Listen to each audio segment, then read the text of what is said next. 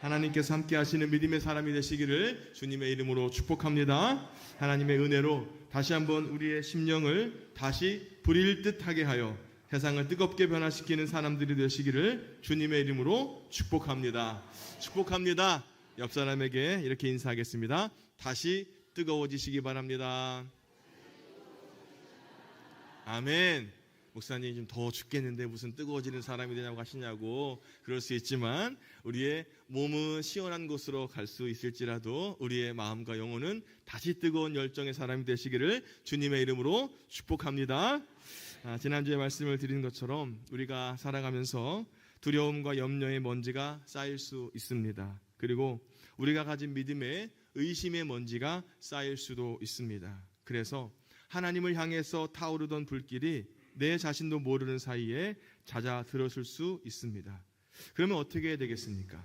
그 먼지를 날려버려야 되지 않겠습니까? 그래서 우리는 다시 하나님께서 주시는 은혜를 확신해야 한다라고 지난주에 말씀드렸습니다. 십자가와 부활을 의지함으로 승리를 확신해야 합니다. 그리고 여전히 우리에게 생명의 삶이 이어지기에 그래서 감당해야 될 사명을 확신해야 합니다. 그리고 신실하신 하나님이 지켜주시는 보호하심과 인도하심을 확신해야 될 줄로 믿습니다. 이 확신 가지고요, 다시 뜨거워지는 믿음의 열정을 회복하시고 오늘 나에게 주시는 하나님의 사명을 잘 감당하시는 믿음의 형제 자매들이 되시기를 주의 이름으로 축복합니다. 그렇다면 그 다음은 무엇입니까? 어떻게 이 확신을 가질 수 있을까요? 그저 내가 확신하겠다고 마음을 먹으면 확신이 생기는 것입니까? 믿음이 생겨날까요? 신념이 강한 사람일수록 믿음 또한 좋은 것입니까? 우리가 노력하면 얼마든지 확신을 가질 수 있는 것일까요? 확신을 가지기 위해서 우리가 해야 될 것은 무엇이고 또 기다려야 될 것은 무엇일까요? 이제 영적인 침체에서 벗어나서 다시 불일 듯하게 되기 위해서 우리가 반드시 기억해야 될 내용이 있습니다. 확신으로 가득 찬 믿음의 사람으로 세상에 서기 위해서 반드시 기억해야 될 것이 있습니다. 그것이 무엇인지 오늘 말씀은 우리들에게 권면하고 있습니다. 그 첫 번째는 지켜야 한다는 것입니다. 따라하겠습니다. 지켜야 한다. 13절입니다. 너는 그리스도 예수 안에 있는 믿음과 사랑으로서 내게 들은 바른 말을 본받아 지키고. 바울은 디모데에게 이렇게 권면합니다. 그리스도 예수 안에 있는 믿음과 사랑으로 그가 들은 건전한 말씀을 본보기로 삼아 지키라고요. 여기서 지킨다라고 하는 말은 내 자신의 것으로 소유하다라는 말입니다. 지키다라고 하는 것은 기본적으로 붙잡다라는 뜻을 가지고 있습니다. 재산을 지킨다는 말은 재산이 빠져나가지 못하도록 꽉 붙잡고 있다는 것 아니겠습니까? 머릿속에 쌓아둔 지식을 지킨다는 말은 이것이 잊어버리지 않도록 반복해서 이것을 기억하고 붙잡아 두는 것 아니겠습니까? 이것이 지키는 것입니다. 사랑하는 여러분, 우리의 확신이 그리고 믿음이 하나님이 주시는 믿음과 확신이 되기 위해서 우리들은 반드시 지켜야 합니다. 오늘 말씀의 사도 바울은 디모데에게 본받아 지키라라고 말합니다. 여기서 본받아라고 하는 말은 우리가 그림을 그릴 때에 따라서 그릴 수 있는 밑그림을 이야기하는 것인데요, 따라할 수 있는 본보기를 가리킵니다. 우리는 지켜야 하는데요, 본보기를 지켜야 합니다. 여러분은 한글을 어떻게 배우셨습니까? 저는 처음 한글을 배울 때 먼저 연하게 쓰인 가나다라를 다시 연필로 꾹꾹 눌러서 그대로 보고 베꼈습니다. 점선으로 된 글씨 위에 그대로 따라서 그리기도 했습니다. 본을 따라서 글씨를 그린 것입니다. 붓글씨를 배울 때도 처음에는 본을 그대로 따라서 그렸습니다. 글씨 본을 따라서 글씨를 쓰다 보니 글자를 어느덧 배우게 되었습니다. 이때 본보기를 그대로 따라서 해야 되지 않겠습니까? 본을 따라서 가를 쓰는데 덜 쓰면 기가 되고 더 쓰면 갸가 될 수 있습니다. 정확하게 본을 지켜야 정확한 글자가 되는 것이 아닙니까? 그렇다면 우리의 신앙에도요, 우리의 믿음에도 지켜야 될 본이 있지 않습니까? 그대로 따라서 해야 될 밑그림이 있습니다. 바울은 디모데에게 다시 네가 불일 듯하게 하기 위해서 너에게 가르쳐준 본을 잊지 말라, 지켜라, 이렇게 말씀하고 있어요. 신앙에는, 믿음에는 우리가 생명을 다해서 붙들어야 될 밑그림, 모범이 있다는 것입니다. 그것이 무엇일까요? 오늘 사도 바울은 디모데에게 어떤 본을 붙들고 놓지 말라고, 지키라고 그렇게 권면하고 있습니까? 오늘 말씀은 바른 말을 본받아 지켜라 라고 말하고 있습니다. 따라하겠습니다. 바른 말을 본받아 지켜라. 붙잡고 놓치지 말고 지켜야 될 본은 바로 바른 말입니다. 바른 말의 본을 지켜야 합니다. 그런데 여기서 바른 말이 무엇일까요? 너 그렇게 하면 안 돼, 똑바로 살아야 돼, 이렇게 지적하는 입이 바른 말일까요? 아니면 착하게 살아야 돼, 선하게 살아야 돼, 다른 사람을 도와야 돼, 이렇게 말하는 것이 바른 말일까요? 디모데전서 6장 3절에 바울은 디모데에게 먼저 쓴 편지에서 이렇게 말합니다. 바른 말, 곧 우리 주 예수 그리스도의 말씀과 경건에 관한 교훈. 바른 말은 다른 것이 아닙니다. 예수님의 말씀과 교훈이 바른 말인 줄로 믿습니다. 그래서 우리가 붙들어야 하는 것은 바로 예수님의 말씀입니다. 우리는 예수 그리스도의 십자가와 부활을 중심으로 한 구원의 진리, 이 복음을 붙들어야 되는 것입니다. 한 가지, 바른 말의 본을 지켜야 한다는 것은 그릇된 말, 잘못된 본도 있다는 것이 아닐까요? 따르지 말아야 될 잘못된 본도 있는 것입니다. 엄마 개가 아기 개에게 넌 맨날 어떻게 그냥 옆으로 걷냐, 좀 바로 걸어라, 똑바로 걸어라, 이렇게 말했다죠. 그러자 아기 개가 엄마, 제가 걷는 법을, 잘 걷는 법을 가르쳐 주세요. 엄마가 걷는 것을 보면 저 역시 그대로 걸어보겠어요, 이렇게 했다죠. 어디 엄마 개가 바르게 걸을 수가 있습니까? 물론 이것은 인간을 위한 비유이긴 합니다. 개는 옆으로 걷는 것이 정상입니다. 이 이야기는 우리에게 바른 모범이 얼마나 중요한지를 지적하기에 충분한 이야기입니다.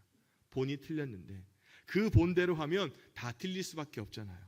잘못된 신앙의 본을 따르면 잘못된 신앙이 될 수밖에 없습니다.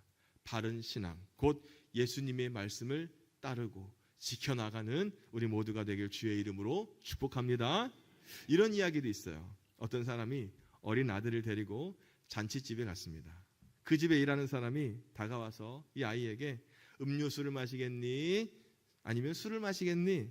네가 원하는 대로 갖다 주마 라고 농담으로 말을 건넸습니다. 그러자 아이가 아버지가 먹는 것으로 하겠습니다. 아버지는 속으로 술을 먹고 싶었지만 어린 아들을 생각해서 음료수를 시켰다는 이야기가 있습니다. 우리에게는 이미 좋은 신앙의 본이 있지 않습니까? 바로 예수님께서 보여주신 본이 바로 우리가 지켜야 될 바른 신앙인 줄로 믿습니다. 우리는요, 예수님의 삶을 따라가고 예수님의 지혜를 닮아야 되고 예수님의 말씀을 따라가기를 여러분 꼭 기억하시길 주의 이름으로 축복합니다. 그런데 바울은 디모데에게 어떤 바른 말의 본을 붙잡고 놓지 말라고, 지키라고 하고 있습니까? 그것은 내게 들은 바입니다. 디모데에게 이미 바울이 들려준 말이 있었다는 거예요. 바울은 디모데에게 내가 너에게 해준 그 말이 있지 않느냐, 너에게 이미 가르쳐준 말이 있지 않느냐, 바로 그 말을 바른 말의 본으로 삼으라고 아주 간곡하게 권면을 하고 있어요.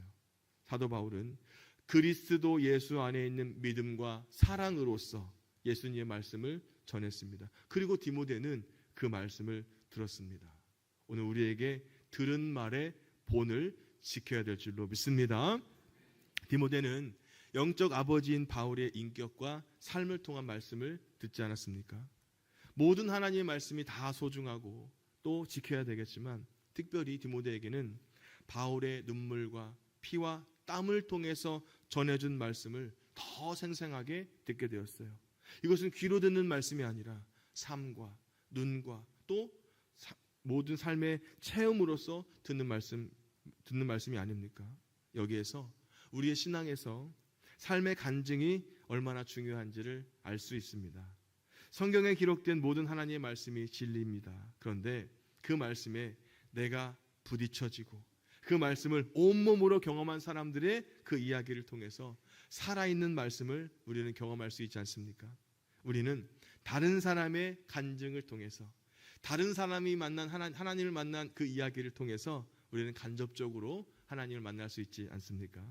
우리는요, 엘리야를 믿는 것이 아니라 엘리야가 만난 하나님을 믿습니다. 갈멜산에서 하나님이 만나주신 엘리야의 그 이야기를 통해서 우리의 피부에 와닿는 실제적인 말씀으로 들을 수 있지 않습니까? 우리는 야곱을 믿는 것이 아니라 야곱을 만나주신 하나님을 믿습니다. 야곱의 이름을 이스라엘로 바꿔주신 그 하나님이 오늘 나의 삶도 축복의 삶으로 바꿔주시리라는 위로와 믿음을 가질 수 있지 않습니까? 이처럼 우리는 어떤 이들의 삶을 통해서 우리에게 생생하게 다가오는 놀라우신 하나님을 만날 수 있지 않습니까? 그리고 때로는 우리 어머니와 아버지의 삶을 통해서, 그리고 신앙의 선배들의 이야기를 통해서 우리는 때로는 간접적이지만 살아계신 하나님을 만날 수 있지 않습니까? 우리는 다른 사람의 간증을 통해서, 다른 사람의 신앙의 이야기를 통해서 우리의 신앙의 본을 보아야만 합니다. 모든 것을 자신의 경험을 통해서만 배우기에는 우리의 인생은 너무 짧습니다. 우리는 하나님이 만나주신 다른 사람들의 이야기를 들음으로써 신앙의 바른 본을 배우고 지켜야만 합니다. 그래서 오늘 먼저 믿는 오늘 저와 여러분이 다음 세대에게 얼마나 중요한 역할을 하는지 다시 한번 깨닫게 되더라고요.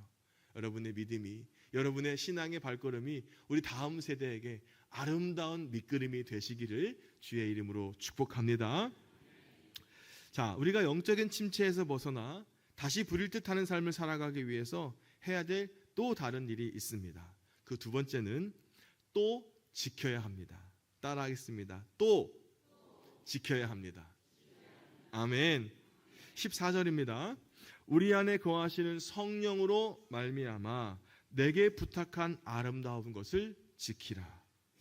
다시 13절에서 이어서 지키다라는 말이 또 나오는데요. 여기에서 지키다라고 하는 말은 앞절에 나온 지키다라는 말과 헬라어로는 전혀 다른 단어입니다.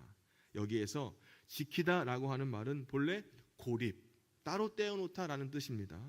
잃어버리거나 또 손상되지 않도록 어떤 것을 잘 구별해서 지키는 거예요. 수호하는 겁니다. 자신에게 맡겨진 것을 잃어버리지 않도록 잘 지키는 것을 이야기해요. 우리는 또 다시 지켜야 합니다. 여러분, 건강을 위해서 가장 중요한 것은 뭡니까? 심장이 잘 뛰는 건 아니겠습니까? 심장이 뛰어야 온몸에 피가 돌아서 산소와 영양분을 보낼 수 있습니다. 그렇다면 우리의 신앙 건강을 위해서 가장 필요한 것은 무엇이에요? 하나님이 나를 사랑하신다는 말씀을 굳게 믿는 것 아니겠습니까? 하나님의 사랑은 우리를 살아 움직이게 하는 영적인 심장이기 때문이에요. 하나님은 우리를 사랑하시고 그 사랑으로 말미암아 우리의 영적 심장이 두근두근 이렇게 뛰는 것 아니겠습니까? 그런데 지금 심장이 뛰고 있는 것만으로는 안심할 수 없어요. 영적인 심장인 하나님의 사랑을 확신하는 사람은 이 사랑이 식지 않도록 보온을 잘 해야 됩니다. 심장이 뜨겁게 뛰고 있어도 우리가 체온을 빼앗기면 목숨을 잃잖아요. 하나님의 사랑을 확신하는 사람은 그것을 삶 속에서 계속 유지하는 것이 필요합니다. 아멘. 올해 여름이 굉장히 더운 것처럼 올해 겨울도 유난히 추울 것이라고 이렇게 이야기하더라고요. 그래서 저도 이제 나이가 있는 만큼 내복을 미리 준비해야 되지 않을까라는 생각을 했습니다. 그런데 여러분, 우리가 내복을 입으면 따뜻한 것이 내복이 만들어내는 열입니까? 아니면 본래 가지고 있는 열입니까? 틀릴까 봐 말씀도 안 하시는 거 봐요. 여러분. 틀려도 됩니다. 그렇죠. 원래 가지고 있는 나의 열이 아닙니까? 원래 나에게 있는 열을 지키는 것이 내복이잖아요. 목사님, 요즘에 히트텍이라는 게 나와가지고 내복이 얼마나 좋은데 무슨 말씀이세요? 그렇다고 하더라도요, 그 내복 또한 내 몸의 열로 되어진 것 아니에요. 내 심장에 뛰면서 만들어낸 열을 내복을 입어서 달아나지 못하도록 하는 게 내복이잖아요. 내복을 입어서 몸에 있는 열이 빠져나가지 못하도록 막아주면 따뜻하게 느껴지는 것 아닙니까? 몸에서 열을 만들어내는 것도 중요하지만 열이 몸에서 달아나지 못하도록 지키는 것이 더 중요하다는 말씀입니다. 그러니까 진리를 소유하는 것도 중요하지만 하나님의 사랑을 내가 믿고 갖고 있는 것도 중요하지만 그 진리와 사랑을 계속 지키는 것 또한 우리에게 너무나 중요하다는 사실이에요. 은혜를 받는 것도 중요합니다. 하지만 받은 은혜를 잃어버리지 않도록 지키는 것도 너무나 중요하다는 말씀입니다. 사랑하는 여러분, 이미 여러분이 받은 은혜를 잘 지켜 나아가시기를 주의 이름으로 축복합니다. 옆 사람에게 권면하겠습니다. 잘 지키세요. 아멘. 그러면 여러분, 오늘 말씀에서 우리가 잘 지켜야 될 것은 무엇일까요? 바울은 디모데에게 이렇게 이야기합니다. 내게 부탁한 아름다운 것을 지켜라. 사도 바울은 디모데에게 자신이 그에게 부탁한 아름다운 것을 잃어버리지 않도록 지키라고 간곡하게 부탁을 하고 있어요. 디모데는 바울에게서 부탁받은 것을 지켜야 했습니다. 우리도 주님께 부탁받은 것이 있지 않습니까? 그것을 잘 지키시기를 주의 이름으로 축복합니다. 바울이 디모데에게 부탁한 것은 처음부터 바울의 것은 아니었습니다. 그것은 예수님이 바울에게 맡기신 거였습니다. 이것을 다시 바울이 디모데에게 맡긴 거예요. 바울이 예수님께 부탁받은 것을 다시 디모데에게 부탁을 했습니다. 그것은 무엇입니까? 아름다운 것이라는 거예요. 예수님이 분부하신 말씀이 아름다운 것이에요. 그것이 바로 복음이 아닙니까? 우리는 자신에게 위탁된 하나님의 말씀, 즉 복음과 사명을 잘 지켜야 될 줄로 믿습니다. 복음은요, 우리가 부탁받은 가장 아름다운 것입니다. 이 세상에서 가장 아름다운 것은 예수님을 믿음으로 얻는 구원이에요. 이것이 복음입니다. 우리가 이 복음을 믿음으로 거룩하고 존귀한 하나님의 자녀가 되었다는 것입니다. 그리고 이 하나님의 자녀에게는 그분의 인도하심과 보호하심이 항상 함께 있다는 것입니다. 이것을 지키라는 거예요. 이것을 확신하고 빠져나가지 않도록 꼭 붙잡고 있으라는 거예요. 이 복음을 언제 어디에서든지 꼭 지켜나가시길 주의 이름으로 축복합니다. 이제 날씨가 더 추워지면요, 몸의 열을 보호하기 위해서 내복을 입잖아요. 이것만으로도 부족합니다. 목도리를 하고 귀도 이렇게 하고 장갑도 끼고 롱패딩도 입고 겉옷을 막 두툼하게 입는 것처럼 이 차가운 세상에서 우리가 복음을 빼앗기지 않도록 계속해서 지켜나가고 수호해야 한다는 것입니다. 우리도 이 복음을 지키기 위해서, 은혜를 더 지키기 위해서 주님 앞으로 더 나와서 예배하고요, 찬양하고 기도해야 하지 않겠습니까? 오늘 나에게 맡겨주신 사명을 잘 감당하기 위해서 더 주님 앞에 나와야 되지 않겠습니까? 사랑하는 여러분, 오늘 하나님의 말씀을 통해 오늘 나에게 주신 복음을, 그리고 여러분에게 주신 사명을 잘 지키시기를 주님의 이름으로 축복합니다. 오늘 말씀은 우리에게 분명하게 말씀합니다. 무엇이라고요? 성령으로 말미암아. 그리고 그 성령은 지금 우리 안에 거하시는 성령이라고 오늘 말씀은 우리에게 증거하고 있어요.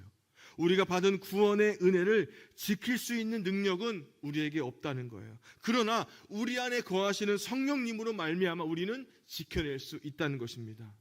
우리 안에 거하시는 성령이라는 말은 성령님이 계속적으로 오늘 저와 여러분들의 믿음 안에 머물러 계신다는 것을 의미합니다. 그리스도인들은 내 자신 안에 임재해 계시는 성령님을 통해서 하늘의 생명을 풍성하게 누릴 수 있는 거예요. 성령으로 말미암아 오늘 나에게 주신 사명을 잘 감당할 수 있고 복음을 지켜 나아갈 수가 있는 거예요. 이것이 우리에게 주시는 용기가 아닙니까? 이것이 나에게 있는 힘이 아닙니까? 성령님이 함께 계시는 것이 우리에게 큰 능력이자 힘인 줄로 믿습니다. 그래서요, 우리가 간절히 기도해야 되는 것은, 우리가 정말로 원해야 되는 것은 성령님이 우리와 함께 계셔야 한다는 것입니다. 왜냐하면 성령님이 우리와 함께 계셔야 하나님의 말씀을 깨달을 수 있고요, 복음을 정말로 지켜나갈 수 있기 때문이에요. 하나님의 말씀을 지킬 수 있고요, 그 말씀으로 세상에서 사명을 감당하는 사람으로 살아갈 수가 있게 된다는 거예요. 성령님께서 함께 계셔야 확신 있는 삶으로, 믿음 있는 삶으로 살아갈 수가 있다는 것입니다. 사랑하는 여러분, 우리 안에 거하시는 성령이라고 하셨으니 이 말씀에 따라서 성령님께서 오늘 여러분에게 함께 계심을 분명히 인정하고 확신하시길 주의 이름으로 축복합니다. 그러나 확신이 들지 않는다면 확신을 달라고 기도하세요. 하나님께 간절히 기도하십시오. 성령의 역사하심에 대한 믿음이 없이는 성령의 기름 부으심을 받을 수 없기 때문입니다. 기계적이고 습관적으로 드리는 예배로는요, 성령의 능력을 발휘할 수 없어요. 성령의 기름 부음 받으심을 받을 수 없습니다. 성령님의 능력을 간절히 사모하는 예배자들이 되어야만 그들에게 성령의 능력이 임하게 되고 그 능력으로 확신 있는 믿음의 삶으로 살아갈 수가 있는 것입니다. 사랑하는 여러분, 예배하는 가운데 성령님의 역사하심을 간절히 사모하고 확신하는 믿음의 사람이 되기를 주님의 이름으로 축복합니다. 우리는 예수님과 사도들이 보여주신 그 본을 따라서 성령의 능력을 의지하며 성령의 도우심으로 우리가 이미 받은 은혜를 확실하게 지켜 나아가야 되는 사람들이 아닙니까? 사랑하는 여러분, 사도 바울은 두려움과 연약함 속에 있던 디모데에게 이렇게 말했습니다. 네 속에 있는 하나님의 은사를 다시 부릴 듯 하게 하라고요. 때로는 디모데처럼 우리도 때로는 마음의 불이 꺼져갈 때가 있지 않습니까? 기도의 불이 꺼져갈 때가 있지 않아요? 찬양의 불이 꺼져갈 때가 있지 않습니까? 순종의 불, 믿음의 불, 주님을 향한 열정의 불이 작아질 때가 있지 않습니까? 오늘 저는 우리 교회 김종옥 권사님의 이야기를 여러분과 나누고 싶습니다. 우리 권사님은 작년까지만 해도 이렇게 생각하셨대요. 이제 내 인생도 마무리하고 정리할 때가 되지 않았는가. 이제는 주님 앞에 가는 날만 준비해야지. 이런 마음으로 하루하루를 보내고 계셨습니다. 그런데 올해 1월에 우리 교회 신년 부흥회가 있지 않았습니까? 여러분 기억하세요? 그 부흥회의 주제가 무엇이었습니까? 끝난 거다? 아니다. 끝난 게 아니다. 그 말씀을 듣는 순간 우리 권사님의 마음에 불이 붙었어요. 그래, 끝난 게 아니다. 하나님께서 나를 아직 부르시지 않으셨다는 것은 아직도 나에게 해야 할 일이 있고 기도할 이유가 있다는 거구나. 그 후로 권사님이 예배에 더 열심히 참여하시고 자리만 지키는 것이 아니라 기도하기 시작하셨어요. 찬양하기 시작하셨어요. 누구보다 더 열정적으로 찬양하셨습니다. 모르는 찬양이 나와도요. 그저 두 손 들고 찬양하시고 기도하셨습니다. 매일 어깨가 아프셔서 사람들과 스치는 것도 너무나 염려스러운 상태인데 늘 그래도 두 손을 들고 찬양을 하시고 기도를 하십니다. 어느 날 이런 고백을 하시더라고요. 목사님, 주님께서 내게 아직 기도할 수 있는 생명을 주신 것은 우리 교회와 청년들을 위해 기도하게 하시는 것이라고 믿습니다. 내 자녀들을 위해서 또 우리 현세와 현진이가 참된 예배자가 되기를 그렇게 기도하고 있습니다. 이렇게 고백을 하시더라고요. 사실 우리 현세 형제가 아동부에서 교사로 잘 섬기고 있지 않습니까? 그리고 우리 현진 청년이 이렇게 주일 예배 찬양팀으로 나와서 찬양하고 섬기는 것이 우리 권사님의 기도에 대한 응답이 아닐까 그렇게 생각이 되더라고요. 그러니 우리가 더 기도할 수밖에 없지 않습니까? 우리 권사님은 하나님께서 이렇게 말씀해 주셨대요. 새로운 도전을 주셨다는 거예요. 그리고 우리 믿음의 후배들을 위해서, 담임 목사를 위해서 매일매일 그렇게 기도하고 계십니다. 어디 우리 김종옥 권사님 뿐입니까? 우리 모든 기도의 어머니들이 그렇게 기도하고 계시지 않습니까?